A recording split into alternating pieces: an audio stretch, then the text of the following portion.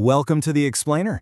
I am your big picture strategist, and we are looking at the massive macro trends that are literally shifting the entire fantasy basketball landscape right under our feet. And I'm your data analyst. I'm here to crunch the numbers, find those hidden statistical edges, and just kind of make sense of it all.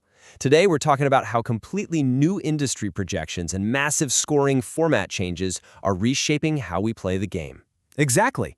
I mean, the playoffs are happening right now, but the smart money is already looking at how today's postseason rotations dictate tomorrow's draft picks. For sure. This isn't just about prepping for the 2026-27 season. It's about finding immediate, actionable value in the daily fantasy matchups taking place tonight.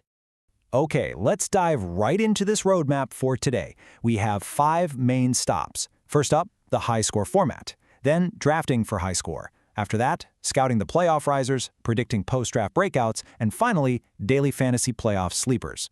Honestly, I can't wait to get into those playoff sleepers. But let's take it from the top. Strategist. Section 1. The high score format, a paradigm shift in fantasy basketball. So, to truly understand this paradigm shift, we kind of have to talk about what we're leaving behind. For years, fantasy managers have been grinding out standard category leagues, right? You had to focus on these incredibly balanced rosters. You're constantly refreshing the waiver wire, and you're just trying to dodge injuries or rest days like the plague. But now, Yahoo has introduced a totally new game in town. We're moving away from that slow, methodical grind. Oh, absolutely. We are shifting entirely toward a ceiling-chasing point system, and the definition here explains why it completely flips traditional player valuation on its head. Get this. The new high-score format determines your weekly score by taking the single best game each of your 6 starters produces in a given week. And here is the kicker. There is absolutely zero penalty for turnovers. None. Right, let's really unpack what that actually means in practice, because it's wild. If your superstar plays one incredible explosive game on a Tuesday and then just sits out the rest of the week for load management, it simply doesn't matter. You've already locked in their highest score. Exactly. You no longer need those steady, reliable role players who give you 4 games a week but max out at maybe 15 points and a couple of rebounds. In this format, you want the high-variant stars who can literally blow the roof off the box score in a single night. Take a guy like Trae Young or Luka Doncic. Sure, they might hand you 6 or 7 turnovers on a bad night, which, let's be honest, used to totally tank your efficiency categories. But here, erased from the math, all you keep is that glorious 40-point triple-double. And this brilliantly illustrates exactly why certain players just skyrocket in this new format. Standard counting stats like points and rebounds are worth just 1 fantasy point. Assists get you a solid 2 points. But look at the steals and blocks. They are heavily weighted at a massive 3 points each. We really have to emphasize the sheer volume difference here. Think about how many times a player scores a basket versus how rarely they get a block. Scoring 30 points is great, but a player who casually swats 3 shots in a game, they just bagged you 9 fantasy points from that one category alone. Right. Defensive stats are absolute gold here. 3 blocks is literally the equivalent of a pure scorer making 9 real-life buckets. It's crazy. It completely changes the calculus of who is valuable. Suddenly, you're looking at defensive anchors with the exact same reverence you used to reserve for pure elite perimeter scorers. So, when we compare the old standard 9-category format to this new high-score format, the contrast is incredibly stark. 9-cat demands a steady floor, high volume, and low turnovers. High score, it demands explosive single-game ceilings, massive usage, and this is the big one, load management immunity. Okay, let me ask you a question, strategist. In a system where you are literally immune to the penalties of load management, how does that change the value of a notoriously injury-prone star? Guys like Joel Embiid, Kawhi Leonard, or Zion Williamson. It turns them into absolute cheat codes. Seriously. Historically, fantasy managers would just pull their hair out drafting a guy like Zion because he might sit out the second night of a back-to-back. You were basically drafting a guaranteed 0 for certain days of the week. But under high-score rules, if Zion drops 35 points on a Tuesday, who cares if he rests on Wednesday? His ceiling is locked in and your weekly score is totally safe. The entire anxiety of the modern NBA's rest culture just vanishes. Section 2. Drafting for high score. Chasing the ceiling. Now that we understand the math behind the system, we have to talk about how to actually build a roster that exploits these rules. We are officially chasing the ceiling, folks, and you cannot draft the same way you did last year, for sure. And to show you what breaking the math looks like, consider the number 12. Now that's not a points total, that's not a rebound total. That is the record-breaking number of blocks Victor Wembanyama recorded in a single playoff game recently. Just process the absurdity of that wingspan and block rate for a second. Under the high-score point values we just looked at, where a block is worth 3 points, Wemby generated 36 fantasy points from blocks alone. 36 fantasy points. And that's before you even factor in his actual scoring, his rebounds, or his assists.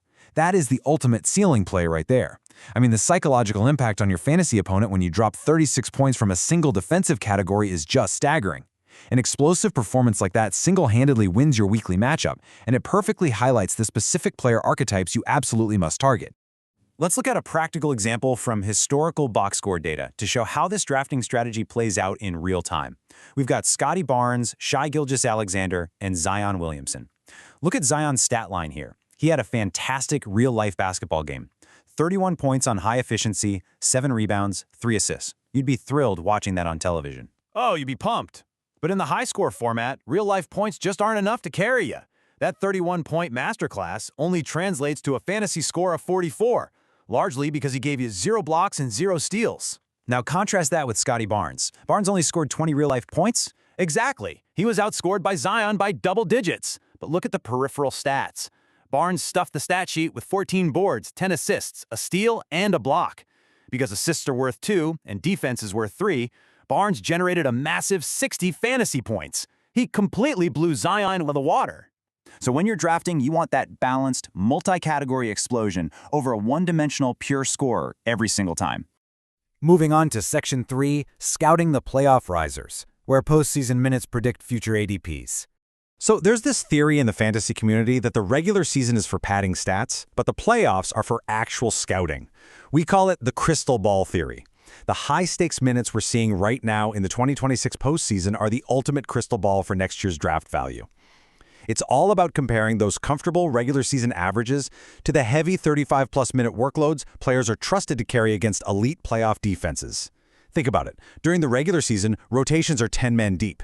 But in the playoffs, rotations shrink to 7 or 8 guys. If a coach leaves a young player on the floor when every single possession matters, that tells you everything you need to know about their role for next October. A perfect example of this is Anthony Edwards. Before his unfortunate knee injury in the first round, we saw his playoff usage absolutely surge. He wasn't just scoring off the ball anymore. He became the primary playmaker in crunch time, taking on massive offensive responsibility against double teams. Absolutely. And when a coach trusts a young player in a playoff crucible like that, it almost always translates to a permanent role expansion.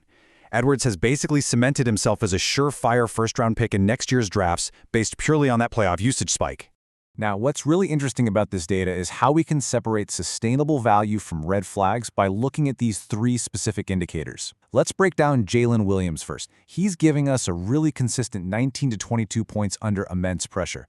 That kind of reliability translates to a very safe early round anchor for next year. Then look at Derek White. He is producing 1.7 blocks per game as a guard in these playoffs. And as we established earlier, blocks are a premium stat. Getting nearly 2 blocks a night from the guard position is a massive rarity. That is sticky, sustainable value right there. It gives you a massive category advantage over managers relying on traditional big men for their defense. But then we have Cade Cunningham. Yes, he's averaging an incredible 29.5 points and 7.5 assists with high volume. But look closer at the playoff tape. His turnover rates have spiked to 8 or 9 in some crucial games. And this brings us right back to our format discussion. In a standard 9-category league, a single player giving you 8 turnovers just destroys that entire category for your team for the week.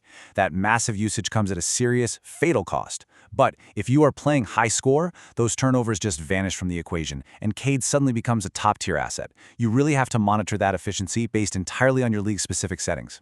Strategist Section 4. Predicting post-draft breakouts. Finding value in the depth chart void.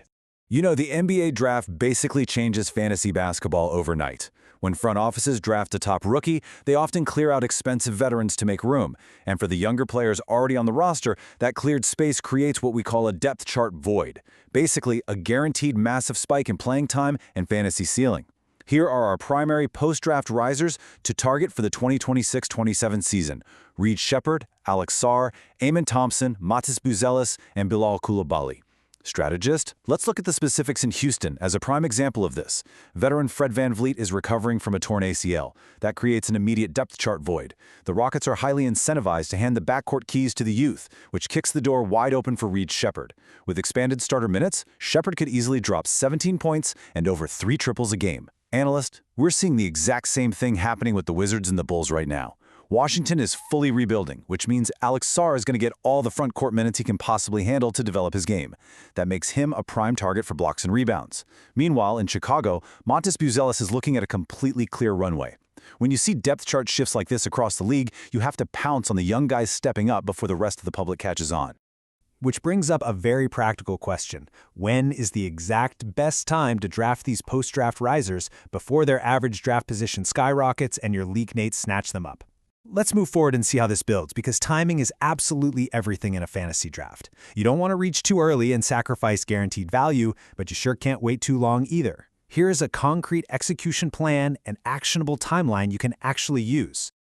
Okay, so step 1. Secure Amen Thompson or Alex Sarr early for their elite defensive and rebounding upside. Step 2. Grab Montes Buzelis in the mid-rounds. And step 3, snatch Shepard or Koulibaly in the late rounds as high-upside flyers. I really want to focus on step 1 and 2 for a moment, because you and I have debated this fiercely offline. You have to consider positional scarcity here. I strongly argue for securing Amen Thompson's lockdown defense first. In the high-score format, those steals are worth 3 points each. Thompson's perimeter defense gives him an elite, completely unshakable floor. I hear you on the floor, I really do. But I am drafting for the ceiling, which is exactly why I want Montes Buzelis. Buzelis showed an absolute 41-point ceiling against Golden State.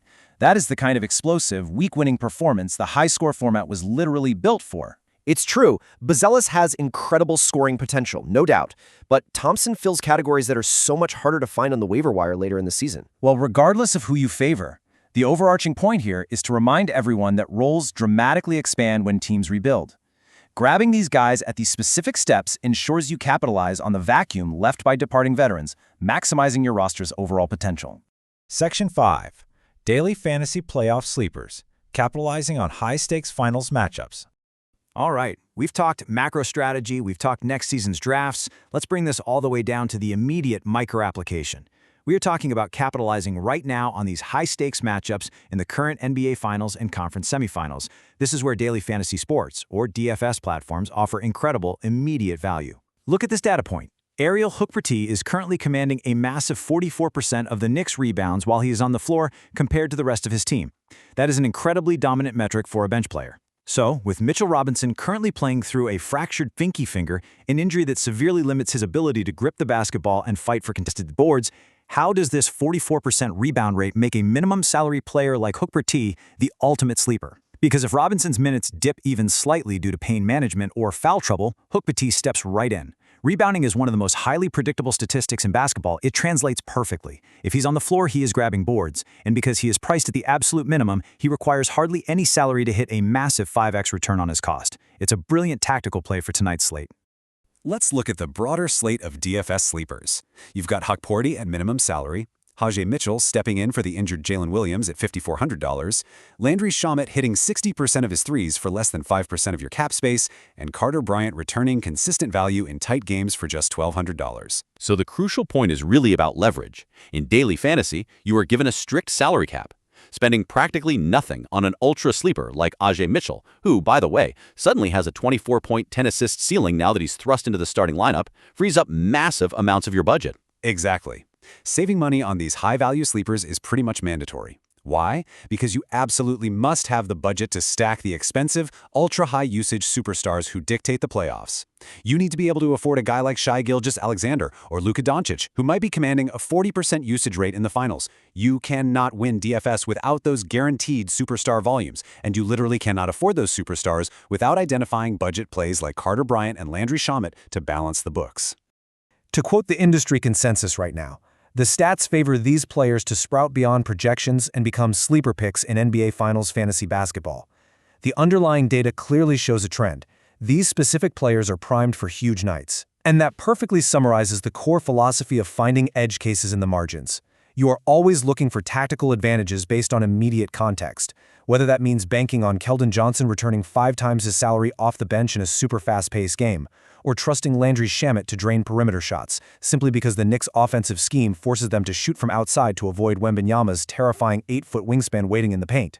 It's all about reading the context and exploiting the math before the rest of the public catches up. Which brings us to the ultimate crossroads for fantasy managers. As the fantasy landscape violently shifts toward the high-score format and usage-heavy playoff stars, Will you adapt to the new math or get left behind playing by last year's rules? we really encourage you to take these structured insights and apply them right away. Whether that means locking in your daily fantasy lineups for the playoff games tonight or building a brand new cheat sheet for your drafts next fall, the game is fundamentally changed. Thanks for joining us for this explainer. Keep crunching those numbers, stay ahead of the curve, and we'll see you next time.